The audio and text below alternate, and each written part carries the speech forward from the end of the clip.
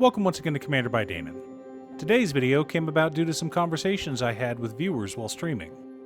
I normally try to plan videos ahead of time, and usually I like to make videos based on recently printed commanders when I'm not making videos for patrons. But one viewer started talking about his recent project, Karlov of the Ghost Council. So I decided to try my hand at building my own version of the deck. Also, and I know it's annoying to keep hearing this, but statistically if I don't ask you to like and subscribe, the video gets fewer subscribers. Karlov of the Ghost Council is a 2-mana 2/2 legendary spirit advisor. Whenever we gain life, we put 2+1/+1 counters on Karlov of the Ghost Council.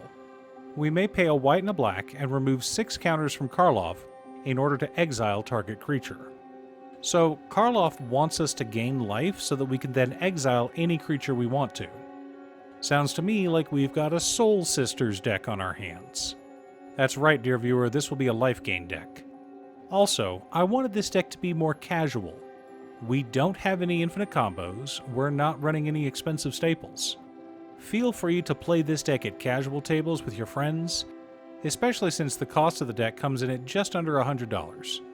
But don't worry, I will have some upgrade suggestions as we go through the deck. Before we get to our deck list, a quick word from our sponsor, Ultimate Guard. Ultimate Guard is now the official partner of Wizards of the Coast, and as such, they are able to print official art on their zip folios, including this gorgeous folio featuring art from Bloomborough. The card is Seasons of the Burrow, and as you can see, it is beautiful. Like all Ultimate Guard products, their zip folios are top quality. Find out if your game store carries Ultimate Guard products, or click the link in the video description to their Amazon store. In order to build a functional commander deck, you need lots of different pieces, which is why I try to rely on my handy-dandy checklist. 50 mana sources, usually split between 37 lands and 13 pieces of ramp, 10 pieces of card advantage, 8 to 10 pieces of spot removal, 2 to 3 board wipes, 2 pieces of graveyard hate, and 1 sudden I win card. Oh, one more quick announcement before we get started. I'm currently streaming with my son over on Musings by Danon as well as Twitch. It'll mostly be Final Fantasy XIV, but you're more than welcome to pop in and talk about Commander. Honestly, about half my streams are talking about manga, anime, or Commander. Our land base consists of Command Tower, Exotic Orchard, Isolated Chapel, Tainted Field, Desolate Mire, Fetid Heath, Caves of Koilos, Shine Shadow Snarl, Temple of Silence, Orzhov Basilica, Bajuka Bog, Myriad Landscape, Evolving Wilds, Terramorphic Expanse, 12 Plains, and 11 Swamps. Nice and simple. Now, we could add some fetch lands, Godless Shrine, or some of the more expensive lands, but then we wouldn't be a budget deck, would we? For mana ramp, we've got Pristine Talisman to stay on theme, plus Soul Ring, Arcane Signet, Talisman of Hierarchy, Orzhov Signet, Marble Diamond, Charcoal Diamond, Felwar Stone, Mind Stone, and Commander Sphere as mana rocks, as well as Wayfarer's Bauble, Knight of the White Orchid, and Solemn Simulacrum for some land ramp. Not too shabby for a budget list. The only non-budget include I would add would be Cryptghast. Not only is the extra mana nice, having another extort effect in this deck is great. Our card advantage package consists of Exemplar of Light, Archivist of Ogma, The Gaffer, Twilight Prophet, Mangara the Diplomat, Sign in Blood, Night's Whisper, Read the Bones, Phyrexian Arena, Raise the Past, and Descend from Avernus. Some traditional card draw and some graveyard recursion, as it should be. For upgrades, I was looking at Enduring Innocence and Delny Streetwise Lookout. Both cards are great for this deck, but are sadly out of budget.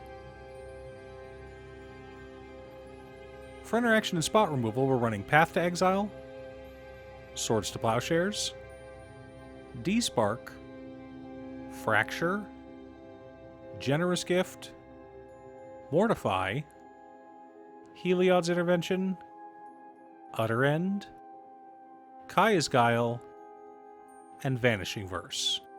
Lots of ways to remove annoying permanents. Our board wipes consist of Dam and Austere Command, both flexible and powerful. I wanted to try to fit Toxic Deluge in the list as well, but wasn't quite able to work it into the budget.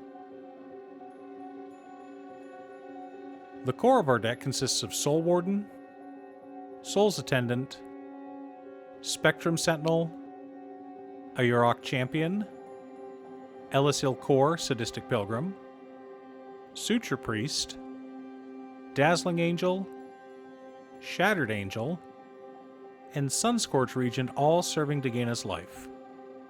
Sorin of House Markov, Starscape Cleric, Tithe Drinker, Marauding Blight Priest, Veto Thorn of the Dusk Rose, Cliffhaven Vampire, Sanguine Bond, Vizkopa Guildmage, and Enduring Tenacity to help drain our opponents, Speaker of the Heavens, and Alenda's Hierophant for payoffs for gaining life.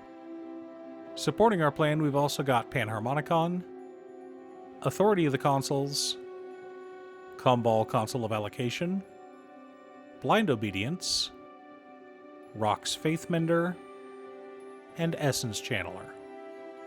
Lots of ways to close out the game. Now that we have our deck list, let's compare it to our checklist. 50 mana sources, split between 37 lands and 13 pieces of rain. Right on target. 11 pieces of card advantage. 10 pieces of interaction. 2 board wipes. 2 pieces of graveyard hate in Kaya's Guile and Majuka Bog. 1 sudden I win card in Ascend from Avernus. Imagine this scenario, and it's not too hard to set up. We're on turn 10, 3 board wipes have happened. Our graveyard is full of creatures. We've been draining our opponents with a combination of Soul Warden and Veto, but the game has stalled thanks to all those board wipes. We cast Ascend from Avernus where X equals 5. 8 mana is a lot, but it's turn 10, so we should have at least that much mana by now. All of a sudden, we put 10 or 12 creatures on the battlefield. Remember, every single one of our creatures has a mana value of 5 or less, so this should get all of them. That's a lot of triggers and should be enough to end the game right on the spot. Now, if you're looking for other upgrades, obviously there's Exquisite Blood and Bloodthirsty Conqueror. Both of these combo with Veto or Sanguine Bond to win the game on the spot. Tutors to find these combo pieces would also be a good upgrade, but now we're talking about hundreds of dollars. For a more low-to-the-ground upgrade, Aetherflux Reservoir would be my go-to. It's not that expensive of a card, but was still a bit too pricey to add to a $100 deck list. Do you have a Karlov of the Ghost Council Commander deck? What about a Life Drain deck? What's your secret deck tech? Leave a comment below. Thanks for tuning in. Once again, a huge shout out to my editor Cutestuff. I couldn't make these videos without her. If you'd like to hire her to edit your own videos, she can be reached at cutestuff.edits@gmail.com. Link is down below. If you're looking for ways to support the channel directly, you can head on over to patreon.com/Danon. You can have a video made or just ask for help building or tuning a deck list. I also wanted to give a quick shout out to all of my patrons: Waffles, Jiraiya, Muffins, Marcus, Brett, Roxy, Alix, Borgie, Nazwin, Conga, Aaron, Chris, Robert, William, Pye, Kazaris, Buxu, Patrick, Naffy, Noodle, Tiz, Art, Richard, Devin, Lucius, Sint, and Alm. You guys are awesome.